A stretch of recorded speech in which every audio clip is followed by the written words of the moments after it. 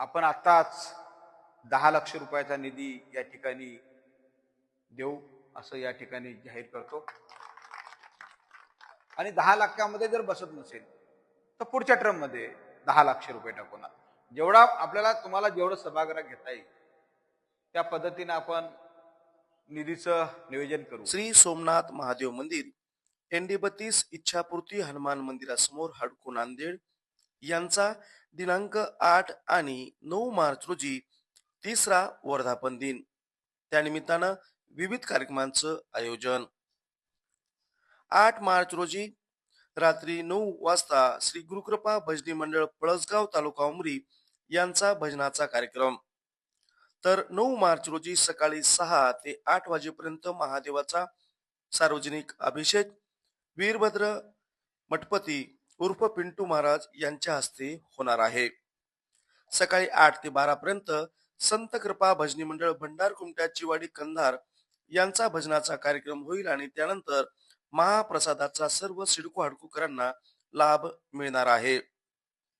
या कार्यक्रमाला माननीय आमदार आनंदराव पाटील तिडके भोंडारकर, माजी आमदार मोहनराव हंबर्डे, भाऊराव चव्हाण सहकारी साखर कारखान्याचे अध्यक्ष नरेंद्रजी चव्हाण, नांदेड वाघळा शहर महापालिकेच्या महापौर कविताताई संतोष मुळे यांच्या समवेत नगरसेवक संजय पाटील घोगरे, भाजपा नेते बालाजी पाटील पुणेगावकर, माजी उपमहापौर तथा शिवसेना जिल्हा प्रमुख विनय गिरडे पाटील, नगरसेविका मंगलाताई देशमुख, नगरसेवक वैजनाथ देशमुख, सुवर्णा सतीश बसवदे, निरंजनाताई राजू लांडगे यांची यावेळी प्रमुख उपस्थिती राहणार आहे.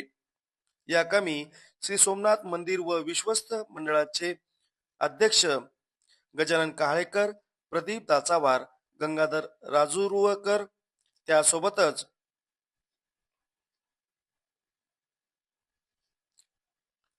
दत्तात्रय शिंदे, भगवानराव बोडके पाटील, श्रीनिवास इरावार, गंगाधर विठ्ठलराव पोकळे, सतीश कारेगावकर, प्रकाश बुद्रुक पाटील, रामेश्वर लक्ष्मण पुयड, काळबा पाटील मस्के, आनंदा पाटील मस्के, भगवान पाटील बोडके आदींचं यासाठी परिश्रम होत आहेत. माननीय आमदार आनंदराव पाटील तिडके बोंडारकर यांना 8 मार्च रोजी मुंबई इथं दौऱ्यानिमित्त जायचं असल्यामुळे त्यांनी 7 मार्च रोजी सोमनाथ महादेव मंदिर इथं भेट दिली. त्यांच्या हस्ते यथोचित आरती करण्यात आली व श्री सोमनाथ महादेव मंदिर यांच्या वतीनं त्यांचा यथोचित सन्मान सत्कार करण्यात आला. 7 मार्च रोजी आयोजित सत्कार कार्यक्रमाचं या ठिकाणी नियोजन मंदिर समितीच्या वतीनं करण्यात आलं. सोमनाथ महादेव मंदिर ND32 येथे सर्वांचे लाडके आमदार आदरणीय अनपल्ली बोंडाळकर साहेब, तसेच आमचे मोठे बंधू शिवसेना जिल्हा प्रमुख तरुण तडफदार नेतृत्व विनय भाऊ गिरडे, तसेच आमचे मित्र विनोद भाऊ सुरोशे, त्याचप्रमाणे आमचे मोठे बंधू काळवा पाटील यांचं या कार्यक्रमास प्रमुख उपस्थित झाल्याबद्दल मनापासून मी अभिनंदन करतो. आमदार साहेब विनय भाऊ, सोमनाथ महादेव मंदिर ND32 ते एक 10 ते 12 वर्षापूर्वी ते घाणी साम्राज्य होतं. त्या अनुषंगानं सर्वप्रथम आमच्या गल्लीतील सर्व एकनिष्ठ निर्मळ आणि स्वच्छ मनाने आमचे सोबत माझ्यासोबत खांद्याला खांदा लावून काम करणारे किंवा सोबत राहणारे आमचे सोमनाथ महादेव मंदिराचे अध्यक्ष विश्वसनीय मंडळ म्हणजे आमचे कोषाध्यक्ष गंगाधर राजूकाका साहेब, गंगाधर पोकले साहेब, या ट्रस्टीचे उपाध्यक्ष प्रदीप दाचावाड साहेब, सचिव सुभाष बनगुरवाड साहेब, सदस्य रामेश्वर पुयड, आमचे उबाळे पाटील, आमचे दादा शिंदे साहेब, आमचे प्रकाश बुद्रुक भाऊजी, या सर्वांचं मनापासून मी इथं त्यांनी मनात वेळात वेळ काढून या कार्यक्रमासाठी वेळात काढून त्यांनी आपला वेळ देतात, त्याच मी मनापासून अभिनंदन करतो.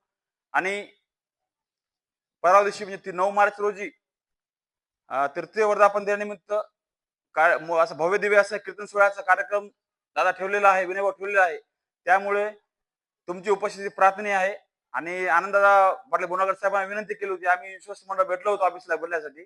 त्यांनी म्हणले बा 9 मार्च रोजी आता माझं अधिवेशन चालू आहे, त्यामुळे मी त्या दिवशी येणार नव्हता, मी तुमची आज भेट होऊन जातो.